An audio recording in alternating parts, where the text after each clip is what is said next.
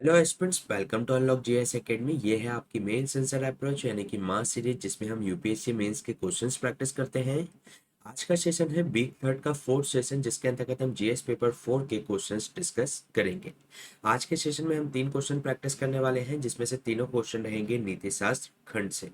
तो चलिए स्टार्ट करते हैं आज का इंपॉर्टेंट सेशन। ये जो क्वेश्चन है आपका नीति शास्त्र खंड से है, जिसके अंतर्गत आपसे पूछा गया है कि शुचिता यानी कि प्रोबिटी से आप क्या समझते हैं, सुशासन के लिए इसे क्यों आवश्यक माना जाता है। तो इस क्वेश्चन का आंसर आपको 150 शब्दों में देना है, जिसमें सबसे पहले आपको बताना है कि शुचिता क्या होती है और सुशासन के लिए इसे क्यों आवश्यक माना जाता है। तो इस क्वेश्चन को सॉल्व करने की हमारी वही अप्रोच रहेगी। सबसे पहले हम इसके इंट्रोडक्शन से इसकी शुरुआत करेंगे, फिर इसकी संरचना या बॉडी का निर्माण करेंगे, फिर निष्कर्ष के साथ इस क्वेश्चन को एंड करेंगे। अगर अगर हम बात करें इस क्वेश्चन के इंट्रोडक्शन के बारे में, तो जो शुचिता से तात्पर्य होता है ईमानदारी, सत्यनिष्ठा और नैतिक एवं निष्कपट व्यवहार, पारदर्शिता एवं आदूषणीयता यानी कि इनकरप्टेबिलिटी जैसे जो सुदृढ़ नैतिक सिद्धांत होते हैं, उसका होना और उनका कठोरता पूर्वक पालन होने का गुण इसके अंतर्गत होता है। इसके अलावा ये केवल भ्रष्ट या बेईमानीपूर्ण आचरण करने की बजाय उच्चतम सिद्धांतों के आदर्श और उनके आदर्शों का पालन करने का कार्य इसके अंतर्गत किया जाता है। इसके अलावा शुचिता के सिद्धांत में सार्वजनिक जीवन को शासित करने वाले जो प्रभावी कानून है, नियम है या विनियम है, तो उनका उचित कार्यान्वयन इसके अंतर्गत शामिल होता है। तो इस तरीके से इस क्वेश्चन की स्टार्टिंग की जा सकती है। इसके बाद अगर हम बात करें शासन में शुचिता की, तो इसमें शासन सार्वजनिक कार्यालयों का प्रबंधन करने का कार्य एवं एक तरीका है वह कि शुचिता के माध्यम से आसानी से किया जा सकता है। यही संविधान, कानून और शासन का जो विधिक ढांचा है वह इसको प्रदान करता है। साथ ही साथ जो शुचिता है उस नैतिक ढांचे का भाग होती है जो शासन की प्रकृति एवं शासन करने वाले और शासित लोगों के बीच में संबंधों को इसके अंतर्गत प्रदर्शित करती है। यानी कि बेहतर गवर्नेंस के लिए शासन के अंतर्गत शुचिता होना काफी ज्यादा आवश्यक है। इसके बाद अगर हम बात करें सुशासन के लिए शुचिता आवश्यक क्यों है उसके बारे में, तो ये राज्य के तंत्र की विश्वसनीयता को इसके अंतर्गत बढ़ा देती है, क्योंकि जो शुचिता का संबंध परिणामों की बजाय कार्य विधियों की प्रक्रियाओं और प्रणालियों से है।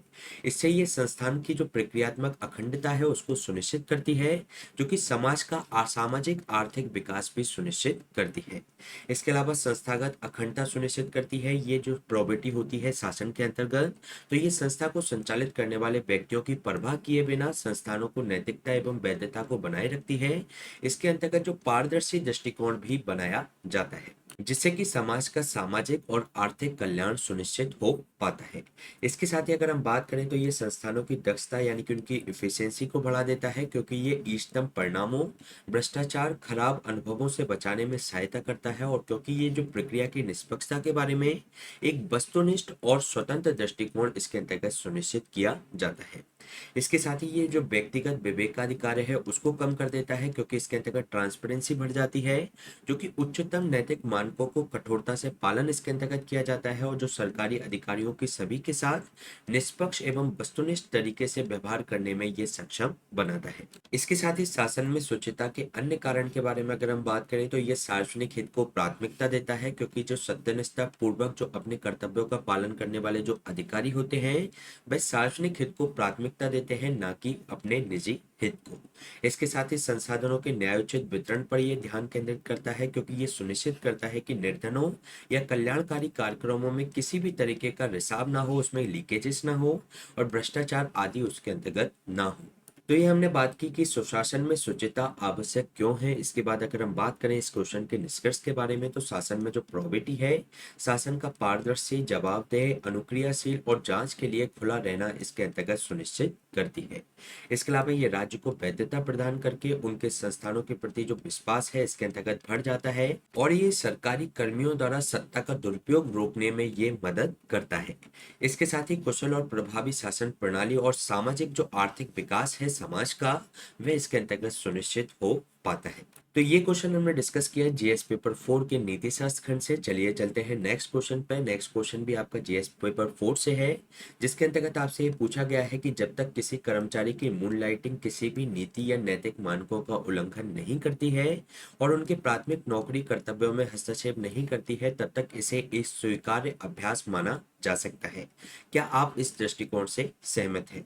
तो इस क्वेश्चन का आंसर आपको 150 शब्दों में देना है, जिसमें सबसे पहले आपको ये बताना है कि मूनलाइटिंग होती क्या है और ये नैतिक मानकों का उल्लंघन नहीं करती है तो इसको सही माना जा सकता है, ये जो स्वीकार अभ्यास माना जा सकता है। इस दृष्टिकोण पे आप क्या सहमत हैं? तो इसके पक्ष में या विपक्ष में आपको इसमें तर्क प्रस्तुत करने हैं। तो इस क्वेश्चन को सॉल्व करने की हमारी वही अप्रोच रहेगी। अगर हम बात करें इस क्वेश्चन के इंट्रोडक्शन के बारे में, तो आमतौर पर नियोक्ता की जानकारी के बिना जो अतिरिक्त जिम्मेदारियों और नौकरियां लेते हुए एक संगठन के लिए काम करने की प्रथा को मूनलाइटिंग कहा जाता है। जैसे कि अगर हम बात करें तो कोई व्यक्ति है, विप्रो कंपनी के अंतर्गत काम कर रहा है, लेकिन विप्रो कंपनी को बताए बिना ये किसी दूसरी कंपनी में भी फ्रीलांस या वीकेंड पर काम करता है, तो इस स्थिति को इसमें मूनलाइटिंग कहा जाता है। और इसे मूनलाइटिंग इसलिए कहा जाता है क्योंकि ये एक साइड रोजगार आमतौर पर रात में या वीकेंड पर किए जाते हैं।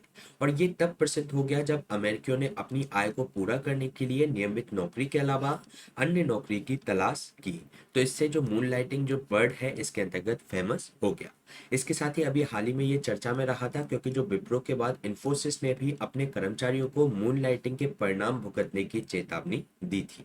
तो इसमें मूनलाइटिंग को समझाकर इस क्वेश्चन की स्टार्टिंग की जा सकती है। इसके साथ ही अगर हम बात करें इसमें मूनलाइटिंग की आवश्यकता और उसके नैतिक आधार के बारे में, तो जो मूनलाइटिंग है उसको अक्सर गलत माना जाता है, लेकिन जो नैतिक मूनलाइटिंग है एक भिन्न भिन्न अवधारणा हो सकती है, जिसमें व्यक्ति अपने कौशल को एक से अधिक स्थानों या भूमिकाओं को नैतिक तरीके से वह मोनेटाइज कर सकता है। यानी कि उसका जो कौशल है, उसकी जो स्किल्स है, उसको अन्य कंपनी में काम करके भी अपनी जो स्किल्स है उसका मैक्सिमम ऑप्टिमाइजेशन कर सकता है और उसको मोनेटाइज बैक कर सकता है। इसमें तीनों पक्षों के लिए सकारात्मक स्थिति बन सकती है, यानी कि एम्प्लॉयर के लिए भी और एम्प्लॉय के लिए और साथ ही साथ कंपनी के लिए भी।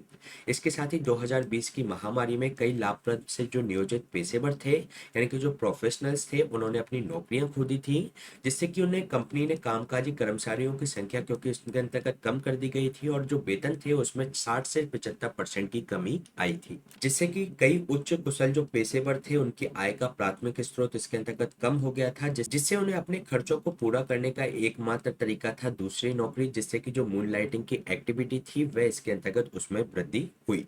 तो ये हमने बात की मूनलाइटिंग की आवश्यकता और उसके नैतिक आधार के बारे में। इसके बाद अगर हम बात करें जो नैतिक मुद्दे हैं, जो मूनलाइटिंग की अगर एक्टिविटी में वृद्धि होती है तो उसके अंतर्गत बढ़ सकते हैं। जैसे कि इसमें एक व्यक्ति भारत में बिना कानून तोड़े एक से अधिक काम कर सकता है। हालांकि जो समान नौकरियों वाला जो व्यक्ति है गोपनीयता के जो उल्लंघन के बारे में चिंताओं को जन्म दे सकता है, क्योंकि कई नियोक्ता कई नौकरियों को रोकने के लिए इसमें प्रतिबंध लगा सकते हैं। जैसे कि कोई व्यक्ति है एक गूगल एवं माइक्रोसॉफ्ट के लिए काम कर रहा है, ऐसे में व्यापार जो रहस्य हैं दोनों कंपनियों के वे एक दूसरे से साझा कर सकता है, जिससे इसके अंतर्गत जोखिम आ सकता है। इसके साथ ही अगर हम बात करें तो ये किसी कर्मचारी का अगर अनुबंध गैर प्रतिस्पर्धा और एकल रोजगार के लिए कहता है तो वह मूनलाइटिंग को धोखा माना जा सकता है, जो अधिकांश पारंपरिक रोजगार अनुबंधों की स्थिति में होता है। यानी कि इसमें कंपनी कह देती है कि आपको इसके अंतर्गत एक ही रोजगार करना होगा, आप जो फ्री टाइम में और कोई रोजगार इसके अंतर्गत नहीं कर सकते। तो ये उनके कॉन्ट्रैक्ट में ही होता है। अगर कॉन्ट्रैक्ट में होते हुए वह ऐसा कर रहा है तो ये नैतिक रूप से सही नहीं माना जाएगा।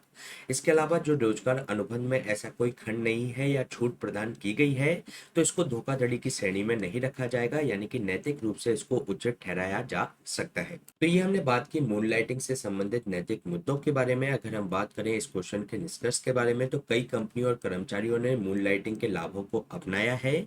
इससे एक सशक्त अनुबंध नियुक्ति होनी चाहिए जो गोपनीयता से संबंधित जो समस्याओं को कम कर सके, और इससे संगठित क्षेत्रों के साथ गिग इकोनॉमी को भी बढ़ावा मिल सकता है। तो ये क्वेश्चन हमने डिस्कस किया जीएस पेपर 4 के नीति शास्त्र खंड से। चलिए चलते हैं नेक्स्ट क्वेश्चन पे।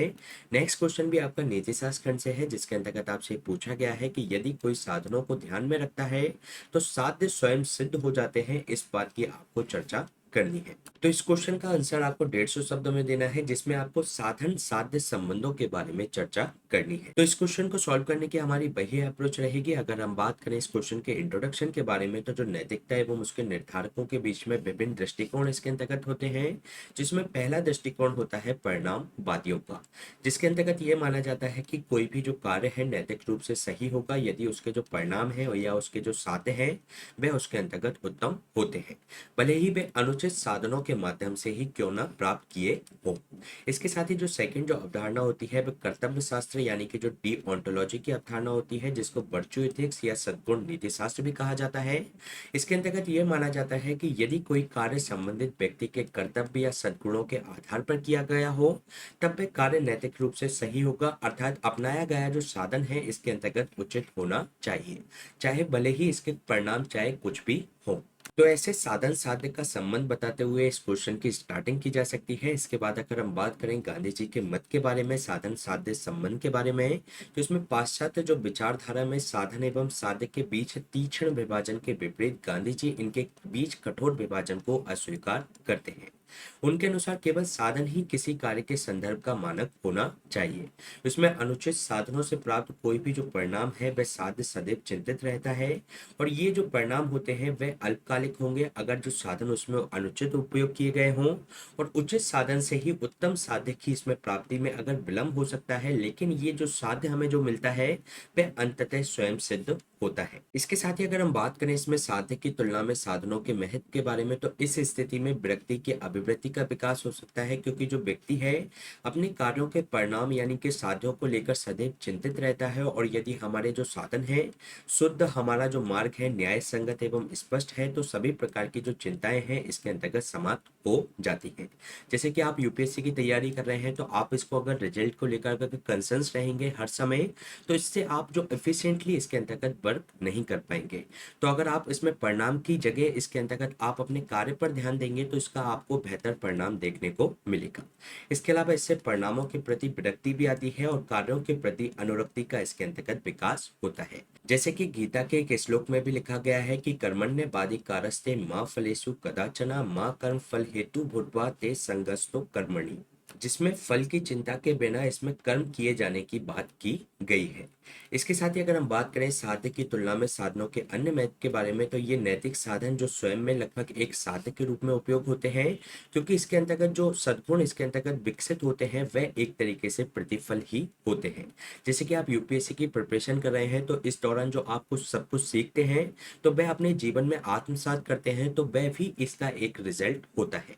इसके अलावा उचित साध्यों को सदैव उचित साधनों की आवश्यकता होती है। जैसे कि अगर हम चाहते हैं विश्व शांति हो जाए तो ये हमारा साध्य है, तो दलाई लामा ने वर्णित किया है कि इसे भावनात्मक निरस्तीकरण के बिना प्राप्त नहीं किया जा सकता। अर्थात व्यक्ति जो क्रोध, प्रतिशोध और इसके अंतर्गत जो रोष है दूर नहीं करते हैं, यानी कि जो सद्भावना एवं भाईचारे का बढ़ावा नहीं देते हैं, तो ये इस तरीके किसी भी तरीके से संभव नहीं हो सकता। इसके साथ ही अगर हम बात करें इसमें अन्य महत्व के बारे में, जैसे कि अगर हम बात करें हमारी जो सस्टेनेबिलिटी है, हमारा एक लक्ष्य है यानी कि यह हमारा साध्य है, तो इसमें जो संधारणीयता को बाजार आधारित अर्थव्यवस्था, स्थानीय समुदाय नेताओं के साथ अभिव्यक्तिशील दृष्टिकोण में परिवर्तन लाकर ही इसमें संभव किया जा सकता है। यानी कि इसमें साधन तो महत्वपूर्ण होता ही है। इसके अलावा जो साधन है पूर्वभाषी होते हैं, लेकिन जो साध्य होते हैं पूर्वभाषी नहीं हो सकते। यानी कि जो साध्य है उसका हम पता नहीं लगा सकते कि इसके अंतर्गत हमारा रिजल्ट क्या होगा, लेकिन हमारा जो कंट्रोल है वह हमारे साधन पे होता है जिस पर हम अपना पूरा एफर्ट लगा सकते हैं। इसमें क्योंकि हम साधनों को नियंत्रित और प्रबंधित कर सकते हैं, लेकिन साध्य को हमारे हाथ में नहीं होते। इसके साथ ही इसका जो अन्य महत्व होता है कि इसमें साधनों के साथ साथ जो साध्य होता है उसके चरित्र में भी परिवर्तन हो जाता है। जैसे कि यदि हम बात करें बबूल के बीज होंगे तो हम किसी भी स्थिति में आम के फल की प्राप्ति नहीं कर सकते। यदि कोई गलत या बुरा साधन अपनाता है तो उसे किसी भी स्थिति में सही परिणाम नहीं मिल सकता। हाँ, उसे तात्कालिक परिणाम इसके अंतर्गत मिल सकते हैं, लेकिन दीर्घकालिक रूप में उसको नुकसान ही उठाना पड़ेगा। तो ये हमने बात की इसमें साधनों के महत्व के बारे में। अगर हम बात करें इस क्वेश्चन के निष्कर्ष के बारे में, तो जो अहिंसा का मार्ग है, निस्वार्थ सेवा है, करुणा एवं पर्यावरण की देखभाल करने जैसे उत्तम कार्यों को देखते हुए कोई भी व्यक्ति अपने विचारों, शब्दों और कृत्यों में शांति, संधारणीयता और समानुभूति जैसे जो साध्य है वह इसको समाहित कर सकता है, जिसके अंतर्गत जो साधनों का महत्व है वह इसके अंतर्गत महत्वपूर्ण होता है। तो ये क्वेश्चन हमने डिस्कस किया जीएस पेपर 4 के नीति शास्त्र खंड से। इसी तरीके के सेशन हम आपके बीच में लाते रहेंगे। इसकी जो हैंड रिटन नोट्स की जो पीडीएफ है आपको हमारे इस टेलीग्राम चैनल से मिल जाएगी। साथ ही साथ आप आंसर राइटिंग करते रहिए, और आप जो आंसर राइटिंग करते हैं उसको कमेंट सेक्शन में पेस्ट कीजिएगा, जिसका हम आपको इवैल्यूएशन प्रोवाइड कराएंगे। So please stay tuned and subscribe the unlock GS academy. Thank you.